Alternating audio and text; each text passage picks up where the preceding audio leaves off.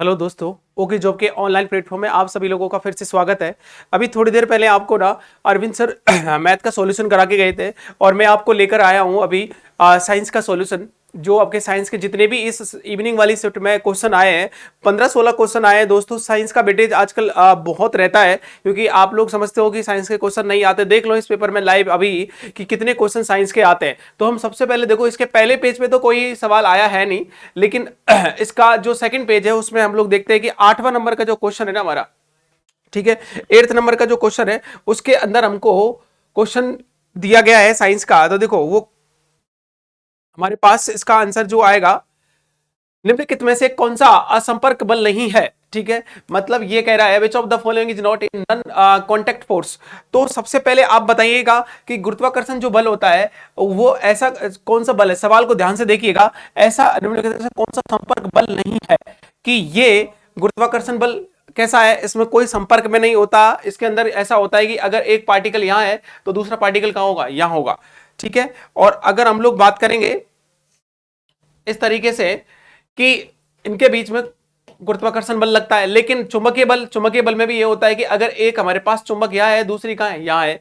अगर हम लोग बात करें स्थिर विद्युत बल की, इसके अंदर भी देखो अगर एक आयन यहां होता है Q1 तो दूसरा कहां होता है, यहां होता है। इनके बीच में इस तरीके से इधर से जो बल लगता है उतना ही इधर से लगता है, इधर से लगता है, लेकिन इनमें कोई हमारे को संपर्क करने की जरूरत नहीं है। तो हमारे पास संपर्क किसमें होना चाहिए, घर्षण बल में, क्योंकि एक वस्तु दूसरी वस्तु के ऊपर क्या करती है, इसमें दोस्तों गति करती है, इसलिए संपर्क होना बहुत जरूरी है। घर्षण बल गति की दिशा के विपरीत लगता है दोस्तों, इसीलिए इसको क्या कहते हैं हम लोग, घर्षण बल कहते हैं। आगे देखो नेक्स्ट अगर हम लोग बात करें और कौन सा इसमें क्वेश्चन है, हम लोग साइंस का बहुत वेटेज है जो जिसमें आप लोगों को दिया गया है गाग्रोन, ये अपने नहीं है। देखो ये क्वेश्चन आ गया, ये रहा क्वेश्चन नंबर 14, सबसे अधिक आघात वर्धनीयता धातु कौन सी है। तो मोस्ट मेलेबल हमारे पास मेटल है। देखो हमने आपको पढ़ाया था कि डक्टाइल जो मेटल होता है, ठीक है, डक्टाइल मेटल की बात करेंगे तो डक्टाइल मेटल के लिए बात करें हम लोग, डक्टाइल एक तो होता है डक्टाइल और एक होता है हमारे पास मेलेबल, जो लिखा हुआ इसमें है। ठीक है, मेलेबल की अगर बात करें तो इसके अंदर देखो डक्टाइल का अर्थ क्या है, सेकंड यार इसमें, ठीक है।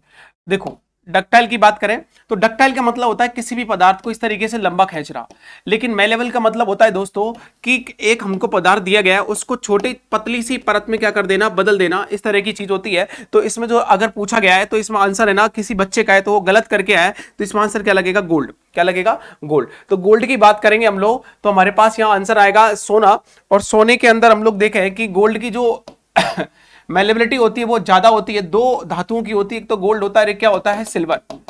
ठीक है, अगर इस गोल्ड की हम लोग तन्यता देखें तो 1 ग्राम गोल्ड में हम लोग दोस्तों 2 किलोमीटर लंबा वायर बना सकते हैं।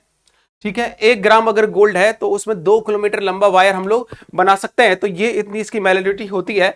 आगे देखो नेक्स्ट हमारा क्वेश्चन है, इसके अंदर देखो क्वेश्चन नंबर 15 ये हो गया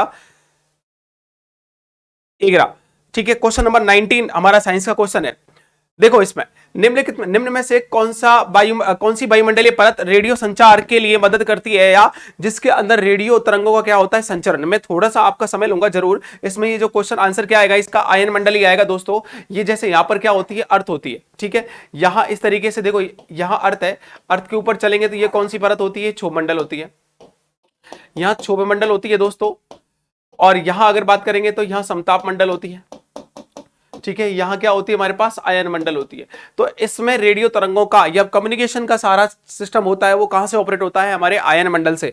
नेक्स्ट अगर देखो हम लोग बात करें इसमें और कौन सा क्वेश्चन साइंस का है जो अपन को करना है सबसे ज्यादा दिमागी, देखो ये रहा। ये कुछ अजीब सा क्वेश्चन है। देखो इसमें क्या है कि ये फिक्स क्वेश्चन होते हैं, इनमें कुछ किंतु परंतु नहीं होता। ध्यान रखना, सबसे ज्यादा दिमागी क्षमता किस मानव जीवाश्म में पाई जाती है। तो इसमें ध्यान आएगा, आपका आंसर क्या आएगा, पेकिंग मानव। इसमें आप लोग सीधा ही आंसर लगा सकते हो। और इसमें हम लोग देखें कि इस तरीके से इसमें होने के बाद यहाँ पर और कोई साइंस का अपने पास यहाँ नहीं है। नेक्स्ट के पेज पे देखेंगे हम लोग, जो नेक्स्ट वीक में हमारे पास साइंस का क्वेश्चन देखो ये रहा, बड़ा ये अच्छा क्वेश्चन है, इसका ध्यान रखना भाई, ये अच्छा है क्योंकि इसमें दिया गया है कि अवायवीय जीवाणु जो एसएजीबी नाइट्रोजन स्थिरीकरण की में मदद करते हैं, तो इसका आंसर लगेगा एजोवेक्टर या एजो, हमारे पास जिस प्रोसेस को हम लोग नाइट्रोजन स्थिरीकरण या नाइट्रोजन फिक्सेशन में काम में लेते हैं, तो उसका आंसर हमारे पास एजोवेक्टर आएगा। और इसमें अंदर देखो इसके कुछ चीजों को तो आप लोगों को सीधा ही याद करना था, जिसमें आप लोगों को ज्यादा कुछ करना ही नहीं था, सीधा अगर आपने पढ़ा होता साइंस को तो थोड़ा सा आंसर आ रहा होता। नेक्स्ट देखो क्वेश्चन नंबर 39, क्या क्वेश्चन है कि यहां इंसुलिन हार्मोन, क्वेश्चन कह रहा है कि इंसुलिन हार्मोन जो निकलता है वो कहां से निकलता है, पहला तो ये पूछा गया है, और कौन सा है कि मतलब यहां पर ऑप्शन दिए अल्फा बीटा और ब्रूनर ग्रंथि और यूरेट। देखो मैं आपको सारी चीजें थोड़ा सा बता देता हूं कि यहां क्या होता है, हमारे पास अग्नाशय ग्रंथि होती है दोस्तों, क्या होती है, अग्नाशय ग्रंथि होती है दोस्तों। और अग्नाशय ग्रंथि की बात करेंगे ना तो अग्नाशय ग्रंथि मिश्रित ग्रंथि होती है, ठीक है, हमारे पास बात करेंगे अग्नाशय मिश्रित ग्रंथि होती है। तो इसके अंदर क्या होता है, एक तो अंतःस्रावी वाला भाग होता है और एक हमारे पास अंतःस्रावी के अलावा क्या होता है, बाह्य स्रावी वाला भाग होता है। तो इसके बाह्य स्रावी वाला भाग होता है, ठीक है, इसके अंतःस्रावी वाले भाग से क्या होता है दोस्तों, अल्फा बीटा और यह हमारे पास डेल्टा गामा, ये कोशिकाएं होती है जो यहां से अलग अलग हार्मोन का स्रावन करती हैं। अगर मैं बात करूंगा अल्फा की, तो अल्फा से क्या निकलता है, ग्लूकागॉन, इससे ग्लूकागॉन हार्मोन निकलता है। इससे बीटा से कौन सा लिखता है, इंसुलिन, क्या निकलता है, इंसुलिन। आगे सोमेटोस्टेरोन, तो सबका अलग अलग काम होता है। तो हमसे अल्फा का नहीं पूछा, किसके बारे में पूछा गया, ग्लूकागॉन को ना छोड़ करके ये हमें पूछा गया है कि इंसुलिन हार्मोन का जो स्राव करती है उसका आंसर क्या आएगा हमारे पास, लेंगरहंस की बीटा कोशिकाएं, क्योंकि इसका अंतःस्रावी वाला जो भाग होता है ना वो किसका कौन व्यवहार करता है, लेंगरहंस के जो द्वीप होते हैं उनकी जो कोशिकाएं होती हैं वो अग्नाशय ग्रंथि के अंदर किसका व्यवहार करती हैं, अंतःस्रावी वाले भाग की तरह। अब देखो इसमें एक चीज दी गई है, कि देखो इसमें थोड़ा सा आप लोगों को कहा जाता है ना कि उच्चारण किसका सही होता है, इंग्लिश का सही होता है, वही यहां पर कंसेप्ट है, उसने ध्यान से पढ़ा होगा। देखो which of the following is A vitamin, निम्नलिखित में से कौन सा विटामिन है, फ्रक्टोज क्या है, शर्करा, कोलेस्ट्रॉल एक अलग चीज है, लैक्टोज भी क्या है, एक शर्करा, लेकिन विटामिन जो है हमारे पास क्या है, राइबोफ्लेविन, यहां क्या लिखा है, रिबोफ्लेविन, तो ध्यान रखना इसको हम लोग राइबोफ्लेविन भी लिख सकते हैं, जिससे आप लोग ज्यादा याद करते हो। तो इसका आंसर भी क्या लगेगा दोस्तों, राइबोफ्लेविन। अब इधर की तरफ देखो क्वेश्चन यहां तो इस वाले पोर्शन में नहीं है, हम लोग आएंगे, देखो यहां क्वेश्चन है हमारा एक, और वो क्वेश्चन जो दिया गया है वो कार्बन के ऊपर है और कार्बन की हाइब्रिड स्ट्रक्चर पूछी गई है। और इसमें पूछा गया है कि इसकी जो संकरक अवस्था है, ठीक है, संकरण अवस्था है। देखो कार्बन के अंदर बात करेंगे दोस्तों, कार्बन की बात करें तो कार्बन को कैसे लिखते हैं, 6C12, इसके अंदर परमाणु क्रमांक कितना होता है, 6, परमाणु भार कितना होता है, 12। इसकी जो स्टेज ये दर्शाता है परमाणु, हम लोग इसके इलेक्ट्रॉनिक विन्यास की बात करेंगे तो 1s2 2s2 और 2p2। लेकिन दोस्तों इसमें परमाणु ये इलेक्ट्रॉनिक विन्यास नहीं पूछा है, क्या पूछा हमसे, संकरण अवस्था। ये 3 अवस्थाओं को दर्शाता है, एक sp, एक sp2 और एक sp3, इनमें से 3 तो ये दर्शाएगा, लेकिन कौन सी नहीं दर्शाएगा, ये गलत आंसर लगाया इस बच्चे ने, ठीक है, इसका आप ध्यान रखना, आपका आंसर जो लगेगा वो क्या लगेगा, sp3d, क्योंकि ये भी हमारे पास होती है, ये नहीं, ये भी होती है, ये भी होती है, लेकिन क्या नहीं होती, sp3d नहीं होती। नेक्स्ट इस पार्ट में हमारे पास क्वेश्चन साइंस का अगले इसमें है नहीं, आगे देखो अपन लोग बात करेंगे नेक्स्ट कि इसमें आगे जो साइंस का क्वेश्चन दिया गया है, देखो क्वेश्चन नंबर 50 के बाद ये रहा क्वेश्चन नंबर 52 के अंदर देखो, ये सुबह भी इस प्रकार का एक क्वेश्चन आया था और शाम की शिफ्ट में भी अभी भी एक प्रकार का यहां पर क्वेश्चन वापस से दे दिया गया है। ये कौन सा क्वेश्चन है, देखो, किसी विद्युत धारावाही सीधी लंबी परिनलिका के भीतर चुंबकीय क्षेत्र होता है।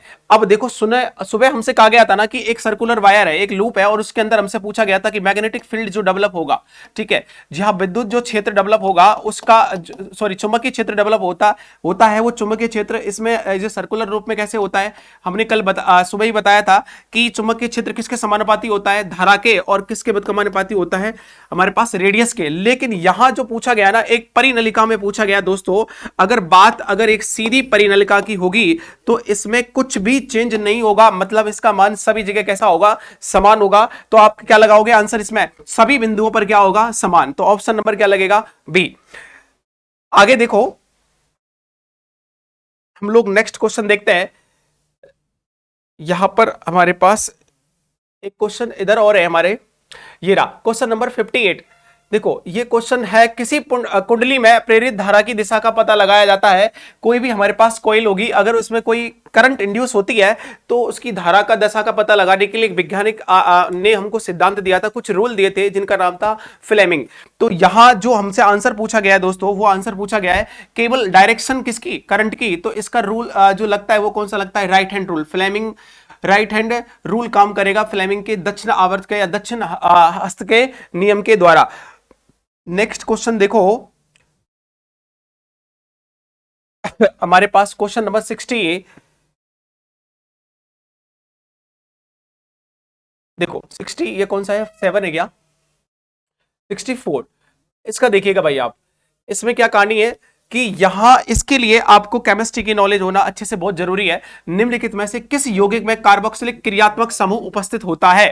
अब आपको मैं बताऊं, देखो पिक्रिक अम्ल का जो फॉर्मूला होता है ना दोस्तों, पिक्रिक अम्ल की बात करेंगे, पिक्रिक अम्ल का फॉर्मूला होता है C6H3N3 और O7। लेकिन इसमें क्या आ गया, नाइट्रोजन आ गया, तो इसका क्रियात्मक समूह इसमें उपस्थित नहीं होगा। दूसरी अगर बात करेंगे हम लोग इसकी बार्बिटूरिक अम्ल की, तो बार्बिटूरिक अम्ल का केमिकल जो फॉर्मूला होता है दोस्तों, वो होता है हमारे पास C4H4, और ये हो जाएगा हमारे पास O2 और सॉरी N2 आएगा, ध्यान रखना। इसको यहां लिख देता हूं मैं, C4H4N2 और हमारे पास क्या आ जाएगा O7। जो भी इसका भी वो भी क्या नहीं होगा, इसमें भी COHH काम नहीं करेगा। और एस्कर्बिक एसिड का देखो फॉर्मूला क्या होता है, इनके फॉर्मूले भी आप लोगों के आते हैं C6H8 और O6, लेकिन ये इसके अंदर भी कार्बोक्सिलिक जो क्रियात्मक समूह वो भी नहीं होता। किसमें होता है, इसका करेक्ट आंसर आएगा एस्पिरिन। देखो मैं एस्पिरिन का आपको फॉर्मूला भी बता देता हूं, C6H8 और O4। इसकी जो स्ट्रक्चर होती है ना दोस्तों, इस तरह होती है, हम लोग देखेंगे तो ये बेंजीन होता है, बेंजीन की स्ट्रक्चर के साथ यहां पर जो क्रियात्मक समूह जुड़ता है ना, एक अल्टरनेटिव से जुड़ता है यहाँ पे, और यहां क्या जुड़ रहा होता है COHH, और साथ में यहां क्या जुड़ता है COO, और यहां जुड़ता है CH3। ठीक है, ये जुड़ेगा हमारे पास, यहां ऑक्सीजन आके जुड़ेगा, और ऑक्सीजन से देखो सुनो, यहां बनाते हैं इसको ऐसे COHH, तो यहां हो गया, ये ऑक्सीजन हो गया, यहां से C डबल बॉन्ड ये जुड़ेगा, और यहां पर क्या जुड़ेगा हमारे पास, ये C हो गया, ये डबल बॉन्ड हो जाएगा यहाँ पे, और यहां पे क्या जुड़ेगा, ये CH3। तो यहां पर जो क्रियात्मक समूह है ये वाला, ये क्या है COOH। तो ये हमसे यही पूछा है, आंसर क्या लगाएंगे हम लोग, एस्पिरिन। नेक्स्ट देखो, इसके अंदर कोई और क्वेश्चन नीचे है क्या, नीचे कोई भी क्वेश्चन नहीं है साइंस का। आगे देखो, भरतपुर वाले संभाग में ये जीके का है। नेक्स्ट यहां पर कोई क्वेश्चन नहीं है साइंस का, देखो ठीक है। नेक्स्ट स्लाइड में देखते हैं।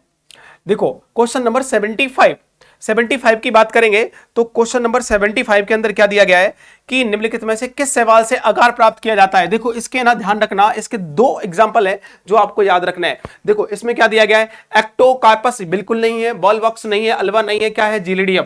क्या है आंसर इसका, जीलिडियम है। इस जीलिडियम के अलावा एक अगर ऑप्शन में और आ जाता कि या इसके साथ और उसमें ऑप्शन आपको मल्टीपल करके पूछ लेता, तो वो होता है हमारे पास ग्रेसिलियम। क्या होता है, ग्रेसिलियम। वो याद रखना, ये ऐसी शैवाल है जिसके द्वारा क्या प्राप्त किया जाता है दोस्तों, अगार प्राप्त किया जाता है। नेक्स्ट देखो, इसमें आगे वाला क्वेश्चन है हमारे पास,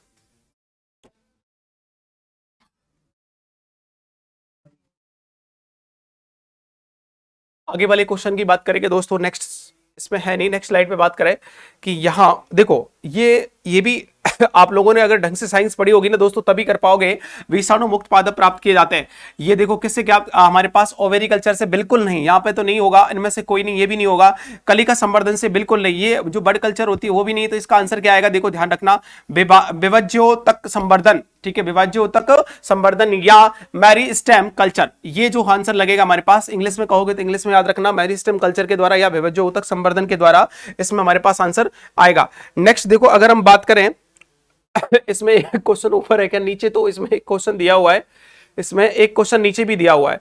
देखो इसके अंदर ये थोड़ा सा अजीब क्वेश्चन है, क्योंकि यहां पर दोनों ऑप्शन हो सकते हैं। या तो देखो सफेद पैंट में सबसे ज्यादा मिलने वाला सामान्य वर्णक कौन सा है, कि white pigment present in the sorry pigment is present in the white pant. दो मेजर जो है ध्यान रखना, वैसे तो टाइटेनियम ये जिंक ऑक्साइड भी होता है, लेकिन जिंक ऑक्साइड है ना हमें ज्यादा रंग प्रदान नहीं करता, ध्यान रखना। तो इसका आंसर क्या आएगा, टाइटेनियम ऑक्साइड, जो ग्लोबलाइजेशन लेवल पर इसका उपयोग होता है, TiO2 titanium TiO2 titanium die oxide. तो इसका करेक्ट आंसर होगा हमारे पास TiO2। नेक्स्ट देखिएगा इसमें, और इसमें साइंस के क्वेश्चन काफी आए दोस्तों, 15-16 क्वेश्चन दिए गए। आप लोग थोड़ा सा ध्यान से पढ़ते रहिए इनको। इस स्लाइड के अंदर कोई भी साइंस का क्वेश्चन शायद मेरे ख्याल नहीं है।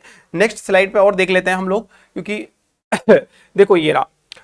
अब ये क्वेश्चन आप लोगों को मैंने पढ़ाया भी था कि भाई विद्युत विभव का, ये तो सीधा क्वेश्चन है यार, इसको देखेंगे। विद्युत विभव का ऐसा ही मात्रक क्या है, जूल नहीं होता। जूल किसका होता है, ऊर्जा का। ओम किसका होता है हमारे पास, हमारे पास प्रतिरोध का। और एम्पियर किसका होता है, विद्युत धारा का। तो करेक्ट आंसर क्या होगा, वोल्ट। तो हमारे पास विद्युत विभव का जो ऐसा ही यूनिट होगी वो क्या होगी, वोल्ट होगी। ये हमारे पास साइंस के क्वेश्चन लगभग लगभग पूरे हो गए। ठीक है, तो 15-16 क्वेश्चन थे जो आप लोगों को मैंने सारे क्वेश्चंस का सॉल्यूशन करा दिया है दोस्तों।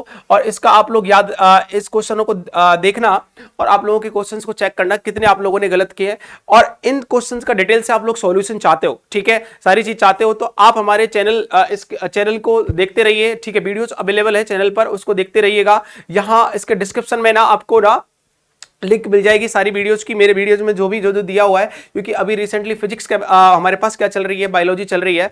तो मिलेंगे आपसे नेक्स्ट वीडियो में दोस्तों, तब तक के लिए नमस्कार।